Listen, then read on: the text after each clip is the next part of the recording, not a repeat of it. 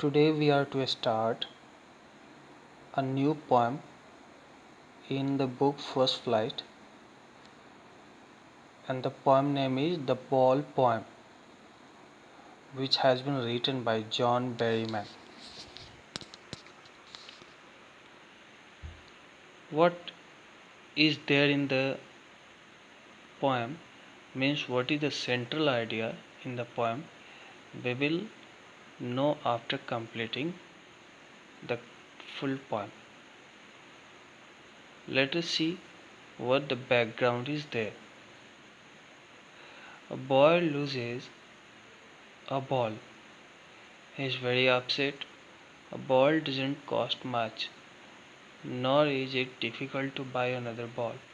Why then is the boy so upset? Read the poem to see what the boy thinks has been lost and what the boy has to learn from the experience of losing something. इस कविता में एक छोटी सी कहानी है और वो कहानी है एक बॉल के खो जाने की। एक छोटा सा बच्चा है जिसके पास एक बॉल है और वो किसी तरह से एक्सीडेंटली उस गेंद को खो देता है। अब यहाँ पे पोएट हम लोगों को बच्चे को सिखाने के साथ साथ हम लोगों को भी ये सिखाते हैं कि जीवन में कोई चीज़ खो जाने के बाद हमें क्या करना चाहिए। तो इसमें इस कविता में एक बहुत अच्छा लेसन है जो कि हमें सीखना और समझना है। पोएट कहते हैं कि एक छोटा सा लड़का है और वो अपने बॉल को खो गया है। इसके लिए वो बहुत अपसेट है। वह जो बॉल है वो बहुत ज़्यादा महंगा नहीं है और ना ही उसको फिर से ख़रीद लेना, दूसरा बॉल ख़रीद लेना बहुत ज़्यादा डिफ़िकल्ट है। लेकिन फिर भी वो लड़का उस गेंद के लिए इतना अपसेट क्यों है, ये बात हम लोगों को पोएम पढ़ के समझना है। पोएट बताते हैं कि एक छोटा सा बच्चा जो कि गेंद खेल रहा होता है, वो गेंद किसी तरह से उसके हाथ से छूट के और एक वाटर बॉडी है वहाँ पे वो बॉल जाके उस पानी में चला जाता है जहाँ बच्चे के लिए जाना मुश्किल है। तो वहाँ पे उस हार्बर के पास उस नदी के किनारे खड़ा हो जाता है वो लड़का और वो लंबे समय तक वहाँ पे उसके तरफ देखते रहता है। बहुत उदास रहता है, बहुत परेशान रहता है।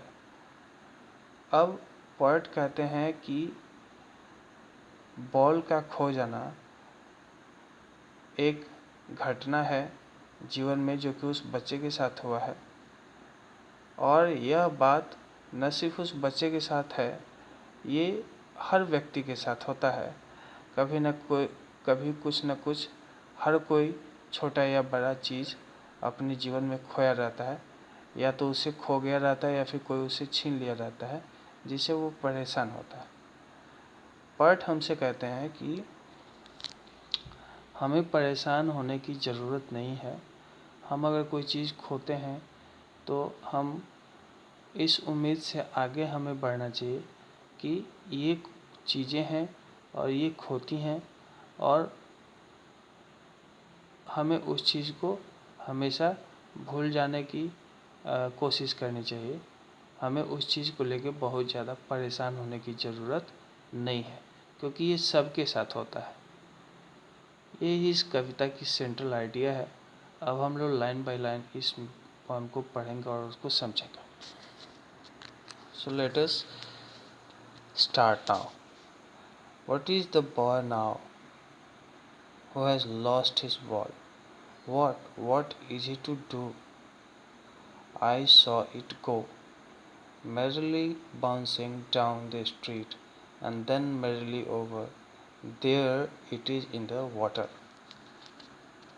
पोएट कहते हैं कि एक लड़का क्या करेगा अब जो कि अपने उस गेंद को खो गया है, खो दिया है। मैंने उस लड़के को देखा, वह गेंद जो उसके पास था वो merrily मीन्स अनविलिंगली, खुशी खुशी उसके हाथ से वो बॉल छूट गया और बाउंस करते हुए, जंप करते हुए वो स्ट्रीट से होते हुए नदी में वो बॉल चला गया। अब वो लड़का जिसके हाथ से वो गेंद छूटा वो अब क्या करेगा? पॉट यहाँ ये पूछते हैं।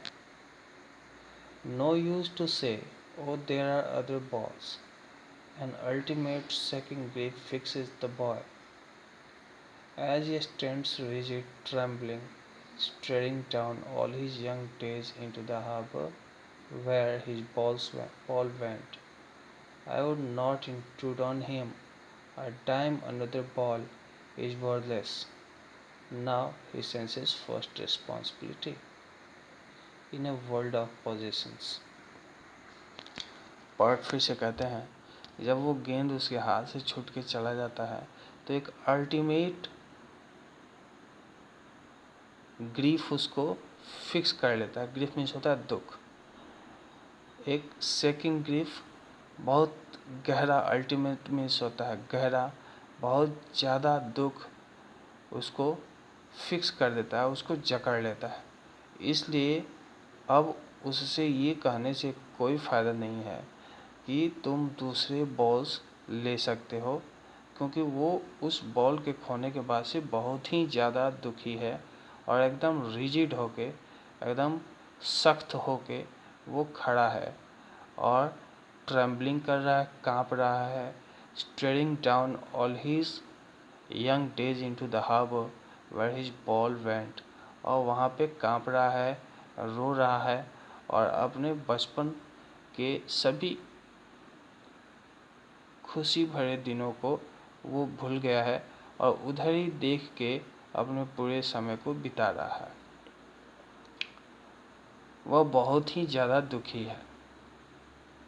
हार्बर का अर्थ होता है पोर्ट, जहाँ से जहाज, शिप अपने ट्रैवल पे निकलते हैं, उसको हम लोग हार्बर बोलते हैं। हार्बर का मतलब हुआ बंदरगाह, किनारा। वो वहाँ पे खड़ा होके उस गेंद की तरफ ही सिर्फ देखता है और कुछ नहीं करता। पोएट कहते हैं आगे, I would not intrude on him. Intrude means होता है डिस्टर्ब करना, किसी के बीच में जाके टपकना। I would not intrude on him, a time another ball is worthless. मैं उसको जाके डिस्टर्ब नहीं करूँगा, क्योंकि एक डाइम का दूसरा जो बॉल है, डाइम एक करेंसी है जो 10 पेसोस के बराबर होती है। ये एक अमेरिकन करेंसी है। तो पोएट यहाँ पे कहते हैं कि मैं जाके उसको डिस्टर्ब नहीं करूँगा, क्योंकि पैसे से ख़रीद के जो एक डाइम का अनदर बॉल है वो उसके लिए वर्थलेस है। वर्थलेस मीन्स बेकार है। वो उस पैसे पे उसका ध्यान नहीं है, पैसा उसके लिए इम्पोर्टेंट नहीं है। Now he senses first responsibility. मैं उसको डिस्टर्ब इसलिए भी नहीं करूँगा क्योंकि इस खोने के बाद से उसको मौका मिला है अपने जीवन में पहली बार कोई चीज़ खोने की जिम्मेवारी को समझने की। अब वह आज सीखेगा कि हम जीवन में कोई भी चीज़ कैसे खोते हैं, तो इसलिए मैं उसे डिस्टर्ब नहीं करूँगा। In a world of possessions people will take balls will be lost always. The little boy, and no one buys a ball back. Money is external. But यहाँ पे कहते हैं कि इस दुनिया में जिसमें हर व्यक्ति के पास अनेकों पोजेशंस होते हैं, पोजेशंस में होता है किसी चीज़ पे अपना अधिकार, तो हर व्यक्ति के पास अनेकों चीज़ें होती हैं। पीपल विल टेक बॉल्स, लोग नए बॉल्स लेंगे, ball will be lost always, और वो बॉल्स हमेशा खोते रहेंगे। यहाँ पे पोएट बॉल के माध्यम से जीवन में दूसरी चीज़ें जो हैं उनके बारे में भी बताता है कि हमारे पास कई ऐसी चीज़ें होती हैं जो हमारे पास आती हैं, फिर से हम उसे खोते हैं और ये हमेशा लगा रहेगा। उस छोटे बच्चे से बताने का प्रयास यहाँ पे पोएट करते हैं कि किसी भी चीज़ के खो जाने से हमें बहुत ज़्यादा दुखी होने की ज़रूरत नहीं है, क्योंकि चीज़ें हमारे पास आती जाती रहती हैं। ऐसा नहीं कि हमारे पास आज एक कोई चीज़ है और वो खो गया है तो फिर से दूसरी बार हमारे पास वो चीज़ नहीं होगी। तो इसलिए पोएट यहाँ पे कहते हैं कि वो आज सीख रहा है और इसलिए मैं उसे डिस्टर्ब नहीं करूँगा।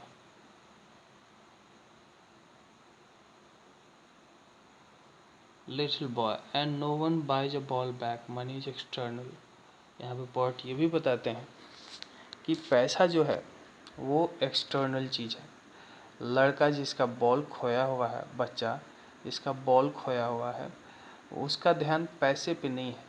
और ऐसा हमारे साथ भी होता है। कई बार हम देखते हैं कि हमें किसी चीज़ से अटैचमेंट होता है, उसकी कीमत से अटैचमेंट नहीं होता है। कई बार बहुत कम पैसे का भी वस्तु हमारे पास रहता है जो कि हमारे लिए बहुत ज़्यादा उपयोगी होता है, और वो कभी खो जाता है तो हम उसके लिए बहुत ज़्यादा बेचैन होते हैं।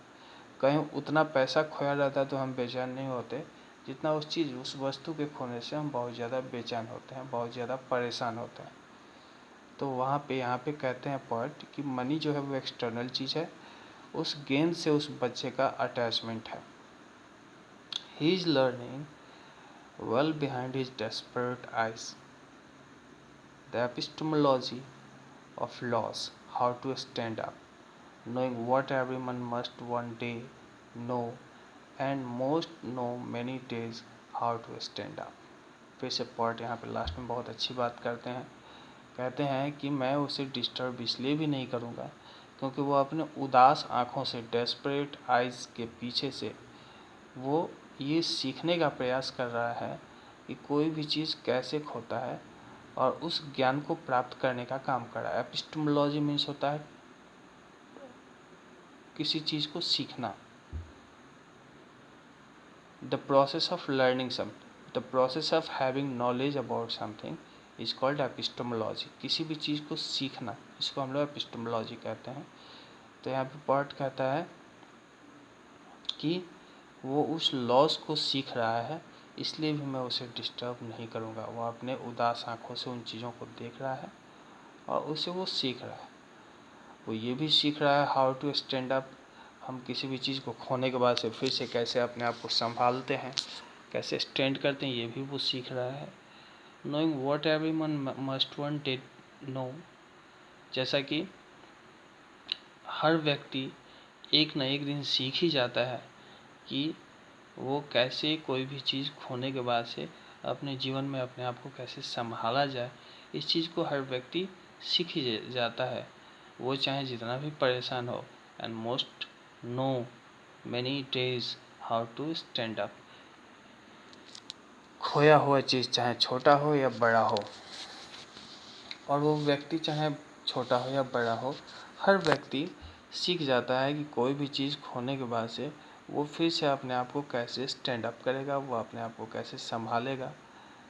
तो इसलिए मैं उस बच्चे को डिस्टर्ब नहीं करूँगा। ये पूरे कविता की मीनिंग है, जो कि बड़ा ही अच्छा मीनिंग हमें देती है कविता। ये बहुत ही इंस्पायरिंग है, बहुत ही इंफॉर्मेटिव पोएम है, इसलिए इसको एक दो बार हमें पढ़ना और समझना हमारे लिए बहुत ज़्यादा ज़रूरी है। We have completed the poem now. Now it is turn to know the literary devices in this poem.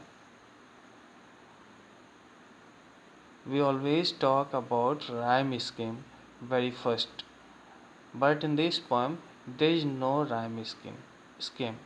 When there is no rhyme scheme in a poem, it is called a poem of free verse or blank verse. इसको हम लोग blank verse या फिर free verse कहते हैं, जिसमें rhyme scheme नहीं होता है। अब हम लोगों को देखना है कि दूसरे लिटरेरी डिवाइसेस इस पोएम में क्या है। तो फर्स्ट लिटरेरी डिवाइस जो इसमें यूज़ किया गया है वो है अलिट्रेशन। अलिट्रेशन हम लोग हमेशा चर्चा करते हैं।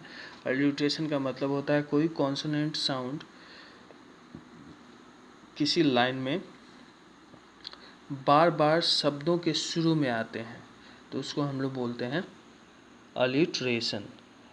तो आप यहाँ पे देखिए, यहाँ पे एक लाइन है बाय अ बॉल बैक। तो बाय अ बॉल बैक में आप देख सकते हैं कि बी बी बी 3 बार आ रहा है और बी एक कॉन्सोनेंट है, तो यहाँ पे हम कह सकते हैं यहाँ पे अलिट्रेशन है। दूसरा एक और है मैन मस्ट। आप देखिए, कहीं भी 2 या 2 से ज़्यादा बार एक ही कोई कॉन्सोनेंट बार बार रिपीट होता है तो उसको हम लोग अलिट्रेशन कहते हैं। तो लास्ट सेकंड वाली लाइन में है, देखिए मैन मस्ट, वो मैन मस्ट भी यहाँ पे भी हम लोग कह सकते हैं कि अलिट्रेशन का यूज हुआ है। तो पहला लिटरेरी डिवाइस इसमें अलिट्रेशन है। दूसरा लिटरेरी डिवाइस है एनाफोरा। एनाफोरा में क्या होता है कि 2 या 2 से अधिक लाइंस किसी सेम वर्ड से बिगिन होते हैं, लगातार के लाइंस, बीच में गैप नहीं होगा, वो लगातार के लाइंस होंगे, तो उसको हम लोग बोलते हैं एनाफोरा, ANAPHORA, एनाफोरा। तो फर्स्ट के 2 lines you can see what is there in the first line and what is there in the second line also. So these 2 lines have the literary device anaphora, we can see here. तो यहाँ पे anaphora का use किया गया।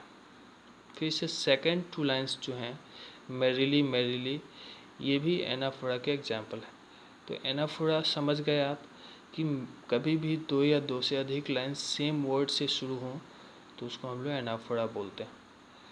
Next और last जो इसमें literary device हुआ है यूज़, वो है रिपीटिशन। रिपीटिशन में क्या होता है कि हम किसी एक वर्ड को या फिर किसी एक सिंगल लाइन या वर्ड को बार बार रिपीट करते हैं। जैसा कि रिपीट वर्ड से रिपीटिशन बना हुआ है, तो आप समझ सकते हैं रिपीटिशन भी एक लिटरेरी डिवाइस है जो कि इसमें यूज हुआ है। तो सेकंड लाइन में आप देख सकते हैं व्हाट 2 बार आता है, तो यहाँ पे हम कह सकते हैं कि यहाँ पे रिपीटिशन का यूज हुआ है। So these are the literary devices used in this poem. I hope this video, this explanation will help you very much. If you read it 2 or 3 times, if you listen to it or you watch it 2 or 3 times, you will be able to understand the complete meaning of the poem and you will learn it thoroughly.